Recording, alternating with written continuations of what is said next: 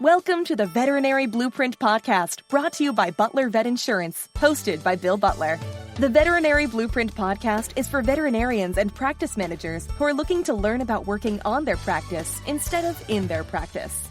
Each episode, we will bring you successful, proven blueprints from others both inside and outside the veterinary industry. Welcome to today's episode. Welcome to another episode of the Veterinary Blueprints Podcast, where business and entrepreneurship ideas meet the animal health and veterinary industry. I am your host, Bill Butler, and I just could not be more excited.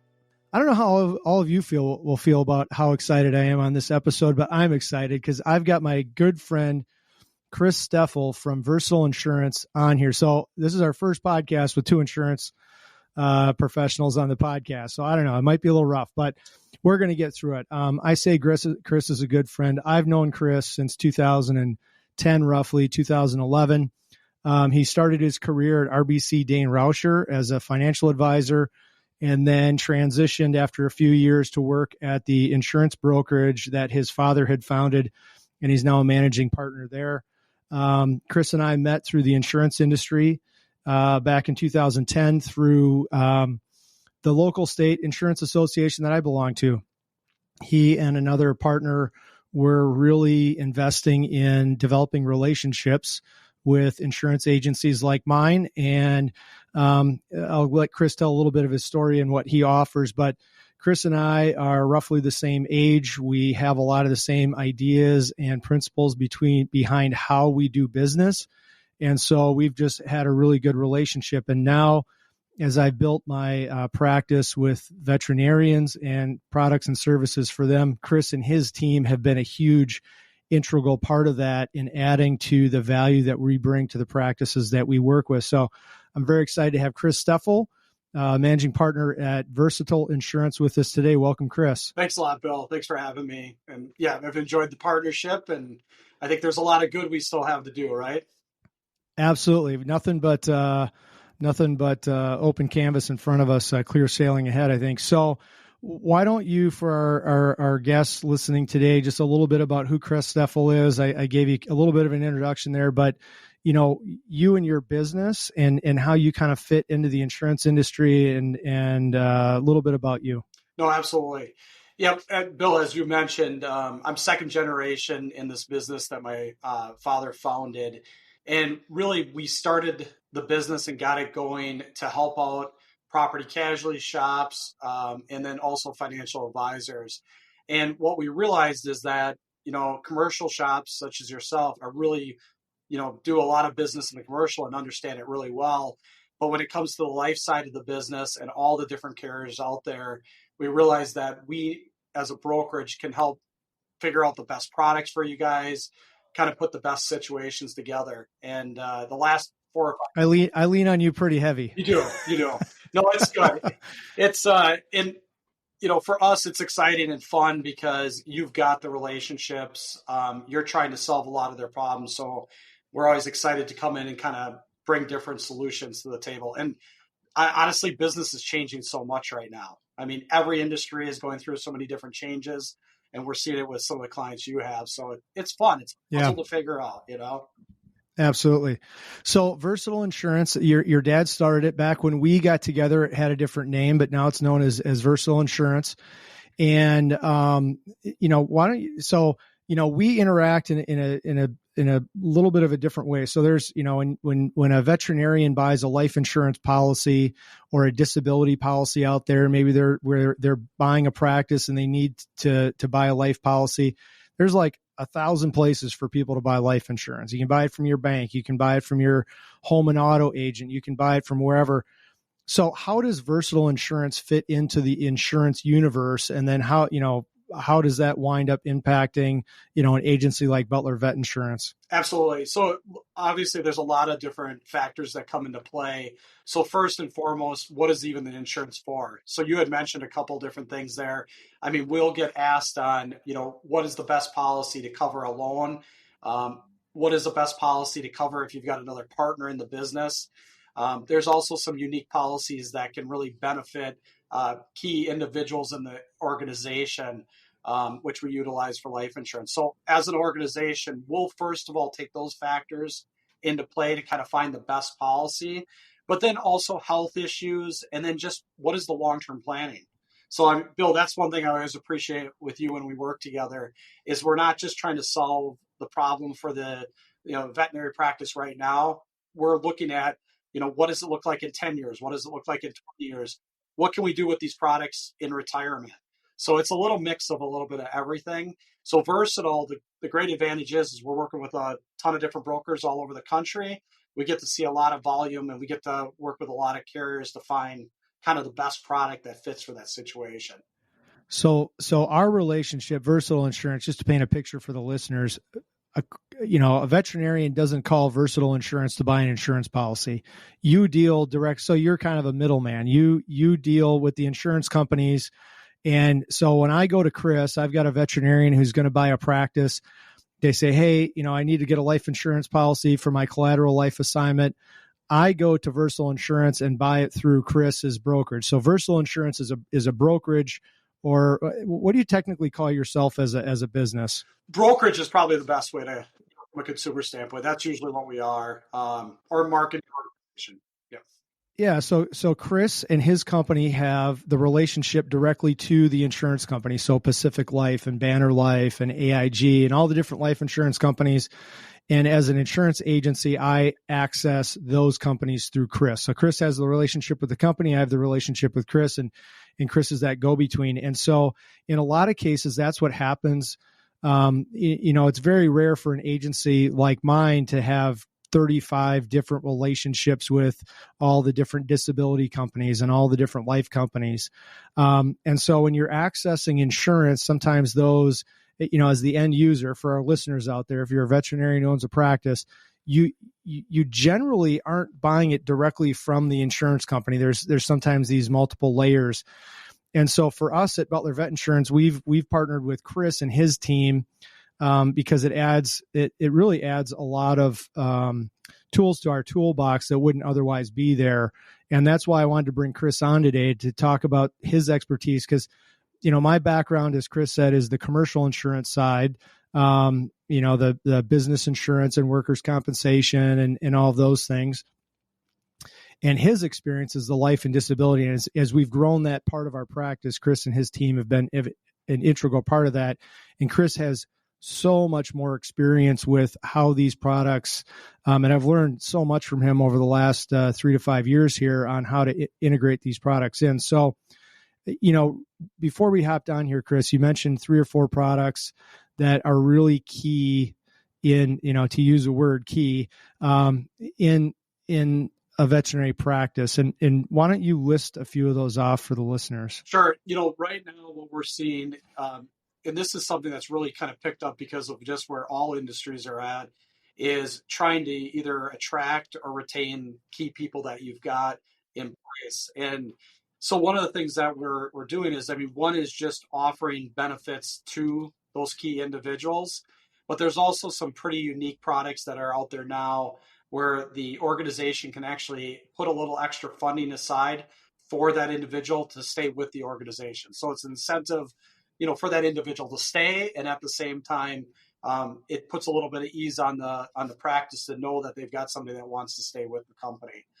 So that's probably been the big area. So those are, we'll call them deferred compensation plans. Yep. And so, Chris and I had actually, and another one of our agents here at Butler Vet Insurance, we're actually having some meetings with our clients about deferred compensation plans to put some things in place. And we'll dive into that a little bit more. So deferred comp's one. And then what are a couple others that we're dealing with a lot right now? One of the things is we'll see when somebody takes out an SBA loan, or if they're, buying a practice or expanding a practice, the bank a lot of times will require a life policy and a disability policy to offset that loan. So for us, we'll shop that out to find the best price. If there's any health issues or problems that they've got, we're able to find a carrier that will actually usually fit into that space. So that's one we're seeing a lot right now. Yeah, and so for our veterinarians out there who are looking to acquire a practice, be prepared. Yes, because the life insurance, and what we've been running into is the lenders out there, and I know a lot of them, is that the lenders and the underwriting team at the lending department are requiring very high limits of life insurance that, you got to cover the full value of the loan. But then also what we're finding is a couple lenders are putting some big requirements in on the disability insurance. And it's actually eye-opening for Chris and us for going, holy cow, they need a $20,000 disability policy to cover the loan payment. So be prepared on that. So, the collateral assignment of disability, not collateral assignment of disability, but having a disability policy in place and making sure that that's compliant, and then collateral assignment of life insurance.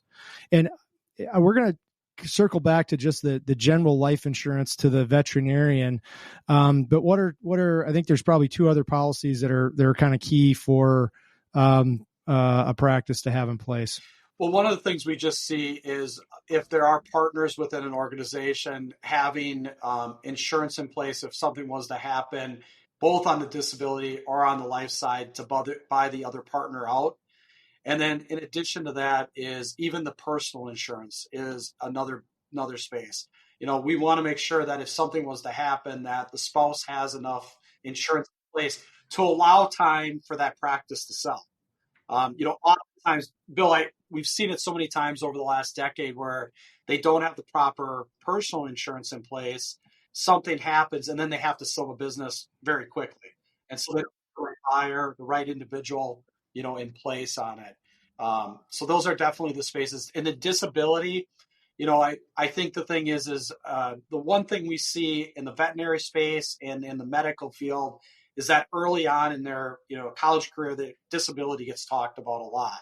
And the reason why that gets brought up is that, if it's a hand injury or a leg injury, the ability to not stand, it really makes it difficult to actually practice in both spaces.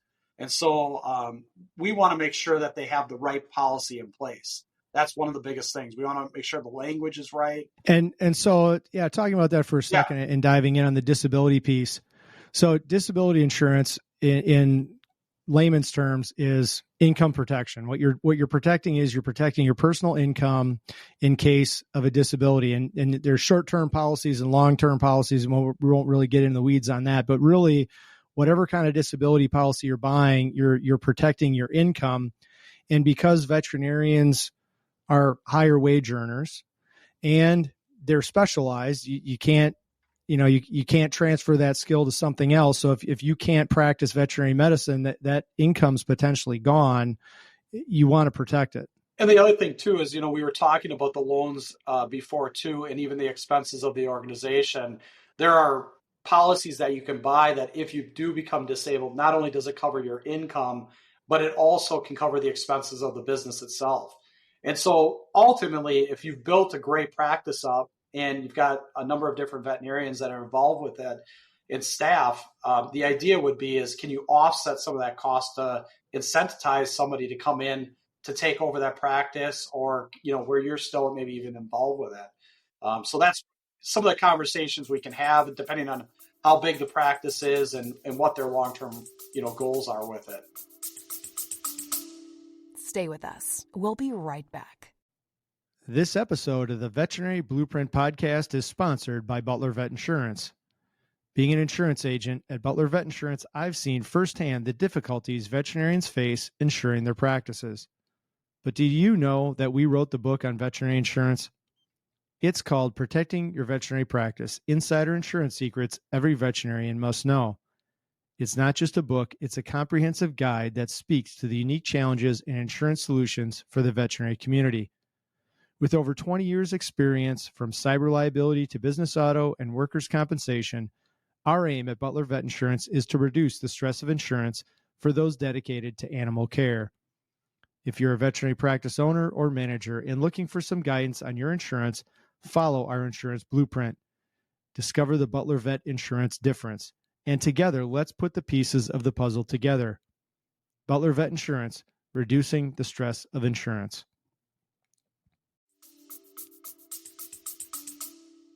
We were just actually working on a case together, and it was, kind of shocking where you looked at the income for the veterinarian at 35, and they said, the earning potential between now and even with the lower income that they had was, like $2.8 million of just personal income W-2, and they own the practice. So obviously they're having some tax advantages there as well, and probably having some pass through, but just on their W-2 income, you're talking about $2.8 million. And if they couldn't practice anymore and they didn't have that disability policy in place, that was just lost money to them. That's right. Yeah. It's a big number to try to make up. Yeah. So having those policies structured properly, and then you can also take out a key person policy. So why don't you just talk briefly about key person life and disability and what you're seeing in the space on those? Yeah, especially, and it can be what we always kind of think about from key people too. It can be the ones that are actually practicing. It could be an office manager. There's a lot of key people that can be part of an organization. So what these policies do is if they become disabled or if they pass away, the insurance will actually pay to the organization to help replace that individual. So usually what we're doing is we're working with a practice organization to make sure, first of all, that individual, for their family or as an individual, they have options to be able to make sure insurance goes back to them. Mm-hmm. But the problem, and probably the biggest thing, is the replacement, to be able to replace that person. Yep. And honestly, Bill, the thing that I've seen be just so detrimental is the disability, because it can go on. It could go on for a year or two. You don't want to let that key person that's helped you build your business just sure, and then have to deal with that with their family. And so it really becomes a win-win on both sides of it if something was to come up, just because that way you've got now money to be able to go out and try to recruit. And it's not just the salary. I mean, I think everybody knows they're having trouble recruit people. Yeah, absolutely. But, I mean, imagine if you can have double their income to do an incentive bonus to bring them over. And sure, that's the stuff I think that is, we see can make such a big difference to keep that practice going. So it's not necessarily cost prohibitive either. I mean, we're working on some of these cases together, and, for the veterinarians out there who say it sounds kind of morbid that if I own the practice and Chris works for me, he's an associate and he dies, I get paid. That's kind of a morbid thought. But at the end of the day, Chris is my top vet at my practice. He's generating, $600,000 or $700,000 in revenue or $1 million in revenue to the practice. And he died in a car accident, or he had a heart attack and passed away. I have to now figure out how I'm going to replace that $600,000 to $1 million in revenue.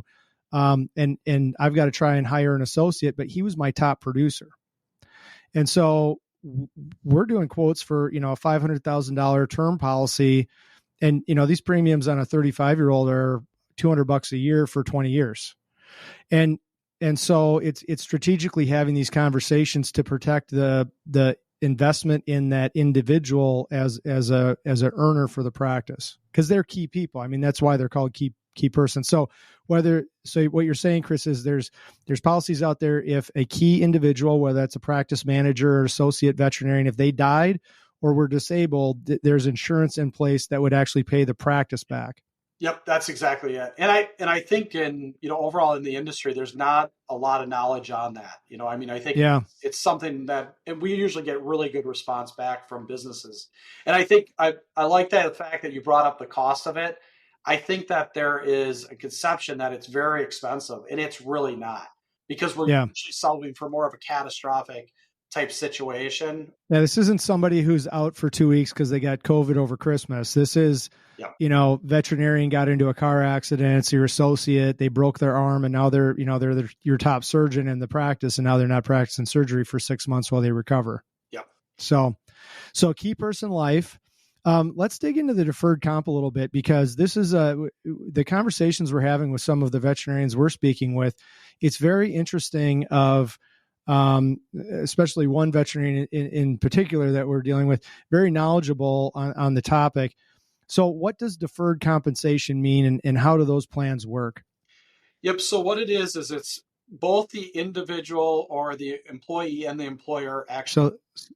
So let's say it's an associate veterinarian at the practice.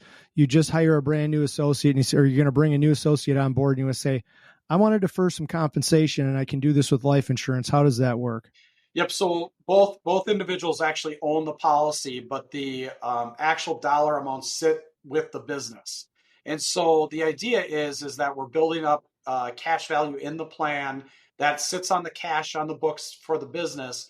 If that individual was to leave within the period of time, let's say you said the goal was to do 10 years, and that Yep. individual left in the fifth year, the money would actually stay with the company. So that's the incentive to actually stay. And so what we're usually seeing happen is they'll take, let's say, a base salary and they'll put this over and above it. So let's say the base salary is $100,000 and that's kind of market range. They'll do, let's say, another $10,000 into a plan like this to retain that individual and really reward them at the end of the 10 years to actually stay. And what's kind of unique about it, Bill, is once it moves over to the individual, there is that needs to be paid when it moves over. But what's unique about the insurance plan is that money can be taken out of that plan later on. Yeah. So Bill owns a veterinary practice. Chris is just out of school and I want to bring him on board. And he's got student loans and he wants to keep his student loan payments as low as possible. So he wants to keep his income as low as possible. So this is a way for Chris to defer some compensation away. So instead of having to pay student loans on $110,000, he's only going to pay student loans on 100 as a new vet coming in. We'll just use the 100,000 number. Mm-hmm.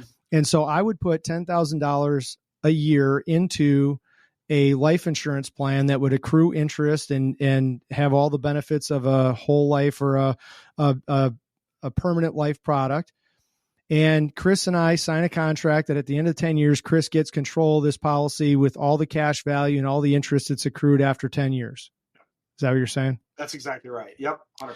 And at the end of 10 years, you would have to pay the tax on the money that's there, but you could use the life insurance policy to pay the taxes. So you didn't have to pay FICA, Social Security, 401k, all that tax as part of this deferred comp plan. It would get paid as part of the benefit at the end. Yep. When the benefit moves over, you could utilize the cash value in there then to offset that, the tax that would have to be paid then at that point.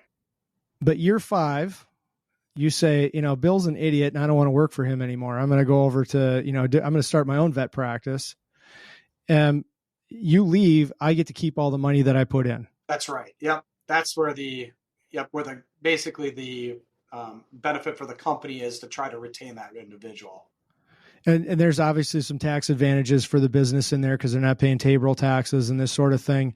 And so the interest has been the conversations that we've been having with some of our clients and practices is, they have younger veterinarians that want to defer this compensation, right? Yeah. And the business wants to be able to incentivize their people to stick around. So you're putting essentially, I don't like to use the term golden handcuffs, but really you're saying, hey, at the end of 10 years, so if I put $10,000 a year into these things, where does that wind up going? I mean, what kind of dollars are we talking about, Chris? Usually the products that we're going into are going to get somewhere between a 5 to 6% rate of return is what we're mm-hmm. shoot for on it. Now there is some cost and expense to the insurance plan and having it from there, but you will get some growth on it. So obviously the longer period of time, the more interest will actually grow on it. But it does grow. And we usually like to use index products because they do have a little bit of downside protection on them. So it's not like if we go through a major market downturn that they're going to lose a lot. So you're getting a little bit of return on it. And plus it's a life insurance policy where if you do wind up passing away, the spouse would actually potentially have a life insurance product there. Yep. And at the end of 10 years, you could say, you know what, I'm just going to leave this here and let it keep accruing interest all the way to retirement as a retirement plan and keep that policy in place and not cash it out. Absolutely. Yep. Yeah. So these are, it's with the key person life and the deferred compensation. It's interesting because every practice that we've mentioned this to, they go, I didn't even know that existed. Holy cow. That's very interesting. And especially in the tight job market in the veterinary world right now for associates. And this doesn't have to be just veterinarians, right? You could put one of these deferred compensation plans in for a practice manager who's been with you for 10 years. And you say, look, I want to give you a raise, but we're going to put $10,000 a year into this deferred comp plan to keep them around for 10 years. Absolutely. No. And that's what we're seeing. I mean, across all industries, a lot of times that key person is that office manager, or somebody that's managing some kind of type of business. So, Bill, the Yeah. one thing I want to bring up, because this came up in a meeting that we were in, is I remember the vet was saying, we really are seeing people go two different paths. We're seeing where a young vet's coming in and they eventually want to buy or own their own practice. Mm-hmm. And we have other vets that come in that are like, just want to do the job. They went into the industry not to be a business owner, but to just Yep. to be a veterinarian. And what I think is really neat about the plans that we're talking about is when that lump sum comes out at the end of 10 years, it can be used for retirement planning. It can be used, with the idea that they can take cash out or leaving the death benefit.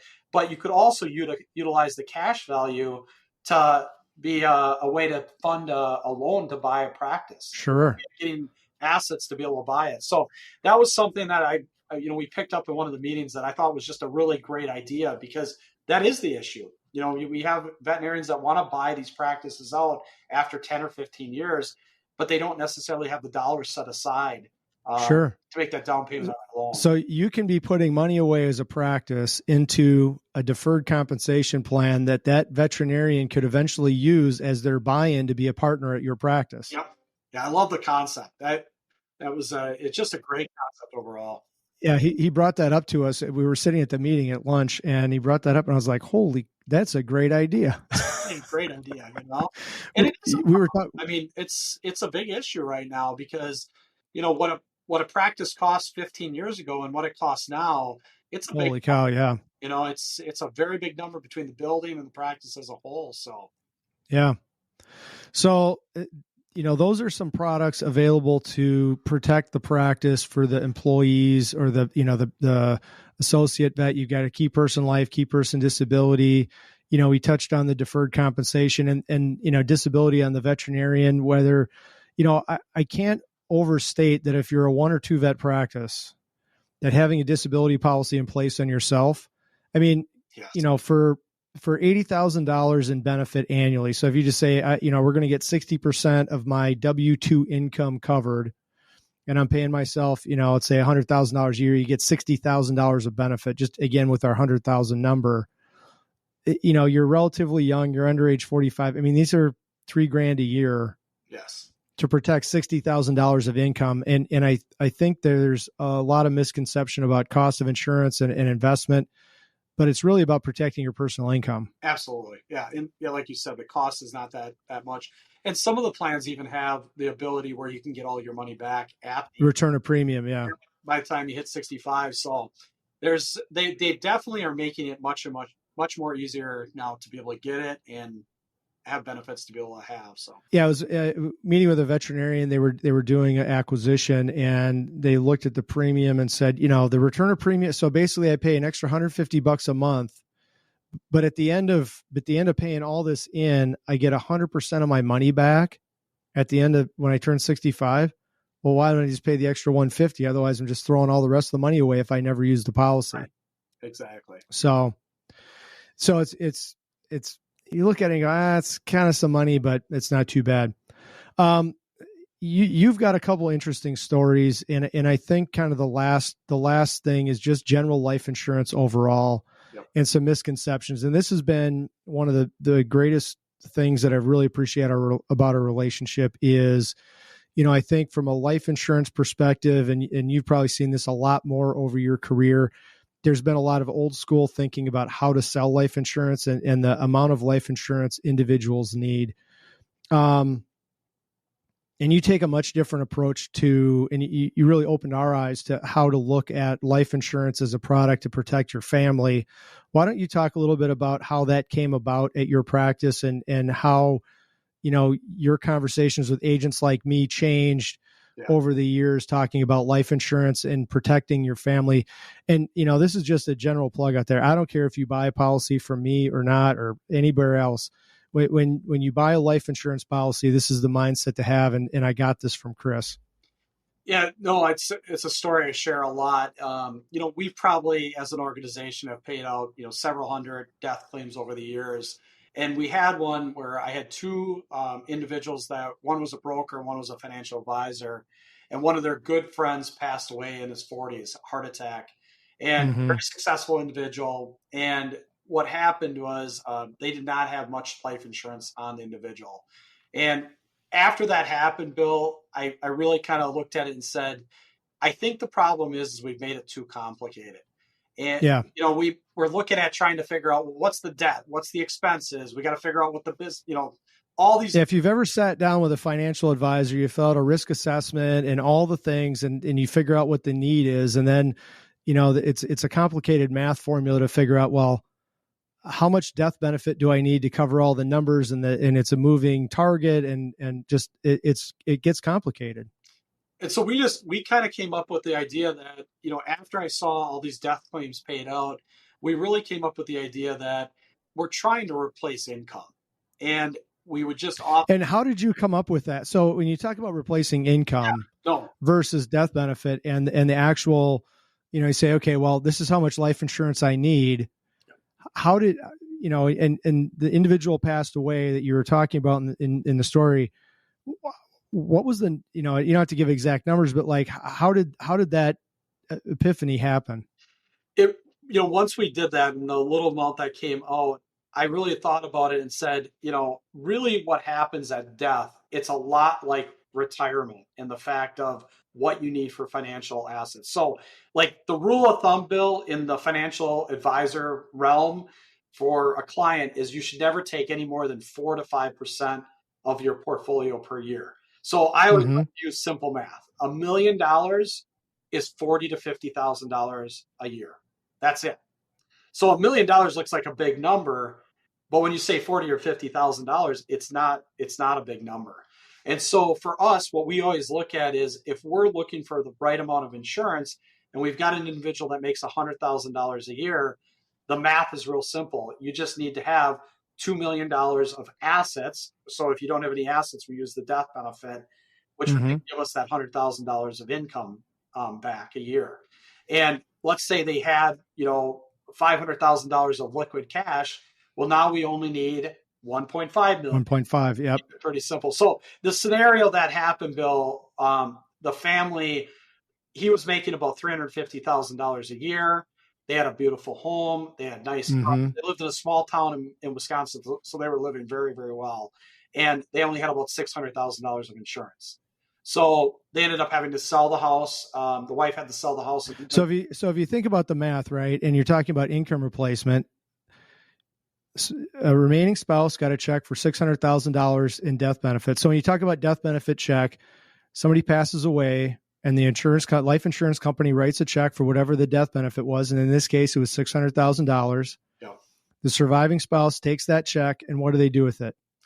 They put it in the bank. Yep. They usually go to the bank or go to an advisor, and the advisor, if they go to an advisor, the advisor is going to say, how long do you want it to last for?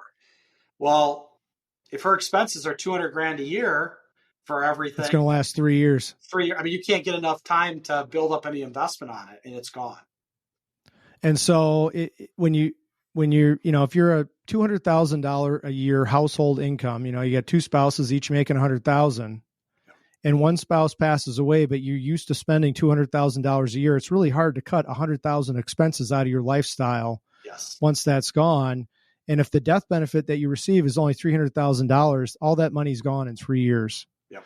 And I think historically as insurance professionals, what we've done is we say, okay, you've got a $300,000 mortgage and you got $50,000 in credit card debt and car debt and whatever. So we're at $350,000, and you got some student loans and some other debt. So we're going to buy a $400,000 life insurance policy, and we're going to buy a $400,000 30-year term.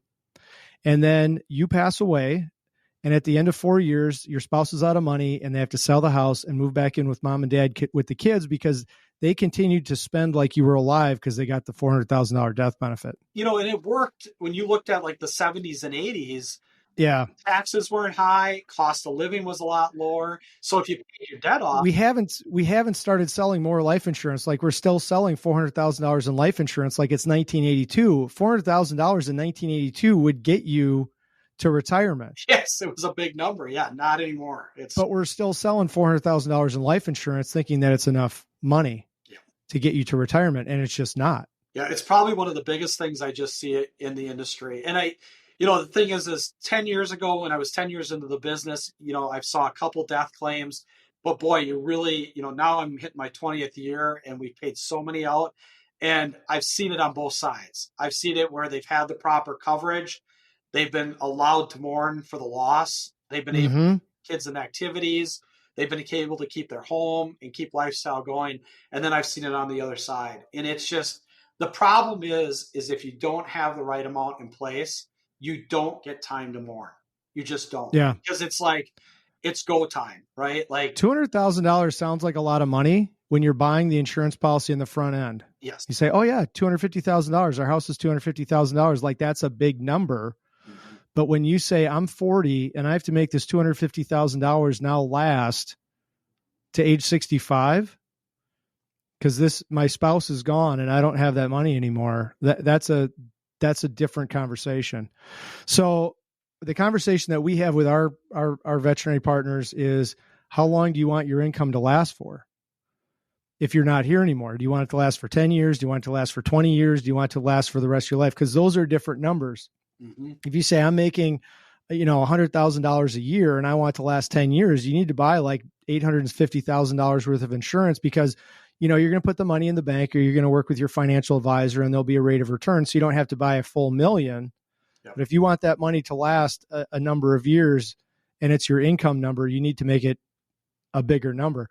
What's surprising, and I think this is, we'll kind of start wrapping up with this. Yep. They actually changed the actuarial tables a number of years ago, didn't they? They did. Yeah. People are living longer. So the cost has actually went down on insurance over the years. So if you say, I need a life insurance, for the majority of it, we're talking about term life products. So we're saying, I'm going to buy a life policy until age 65, until age 70, or, for the life of my business loan.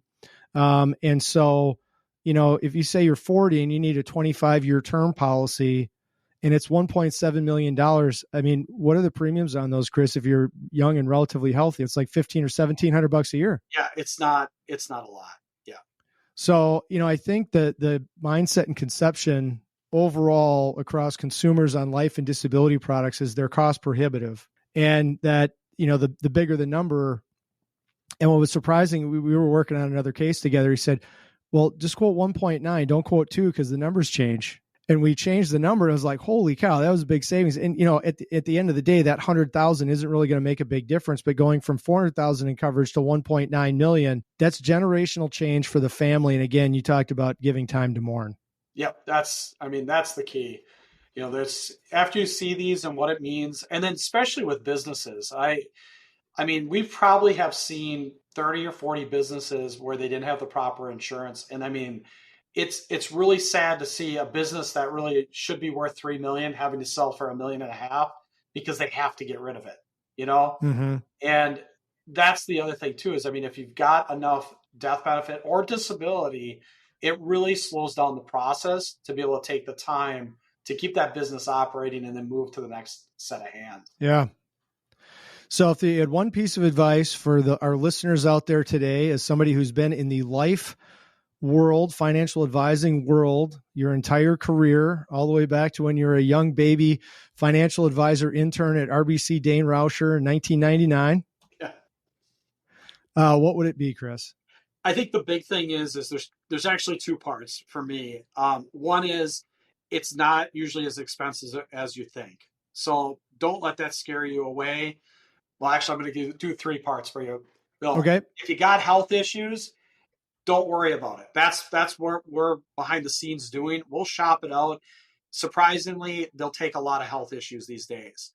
And the second thing is review every time you have a life change. If it's a new child, a divorce, upgrade in your job, retirement, whatever, that's the best thing I think always is, look at your insurance when there's a change in life. That's all you've got to remember. And with that, you can usually figure out what you need to have proper insurance. What does done look like, or what is the end in mind? Retirement and death and legacy. For me, when we're doing the planning with any organization, I'm actually already thinking about the next generation. Yeah. I think that if it's buying a term policy, Bill, or if it's buying permanent or whatever, let's not just think about what we're doing today. Let's think about what retirement looks like. What does it look like to leave a legacy? Either to your family. It's so hard though, because these conversations, right? And I'm sure you've done so much more of this than we have at Butler Vet Insurance, but just generally overall, I think the problem with the human condition is we don't want to face our own mortality. We don't want to talk about death. Right. We don't want to think that someday we're all going to die. I got news for everyone on this podcast. The Grim Reaper is 1,000-0. And so it's really, as Chris said, talking about legacy and talking about making sure that what you had intended for your family, whatever that looks like, your family unit, whatever that looks like, is there and in place, and find a professional wherever you are out there in the world. Obviously, Chris and I love working with veterinarians, but wherever you are in the world, there's resources available to talk to these people. If there's anyone out there that does want to reach out to you, how do they get a hold of Chris Steffl? Absolutely. Yep. You can, my email address, and Bill, I can give that right now if you want. Yeah, go ahead. It's cts@visins.com. Or my phone number is 612-600-7243. And you're also on LinkedIn, pretty heavy out there as well. Very involved with LinkedIn. Yep. We're doing a lot of different posts and information. So we'll have some of that information in the show notes for anyone else that wants to reach out. But, again, don't let the numbers scare you. If you got some health hiccups, don't let that scare you off. There's lots of products and availability out there. And just, if you've got a life change, make sure to review your insurance and make sure it is up to snuff based on what you need and what you want it to do for your family. Yep, absolutely. Thanks, Bill. Well, thanks so much for joining us today on this podcast, Chris. We try, it's the health and life insurance part, that just disability.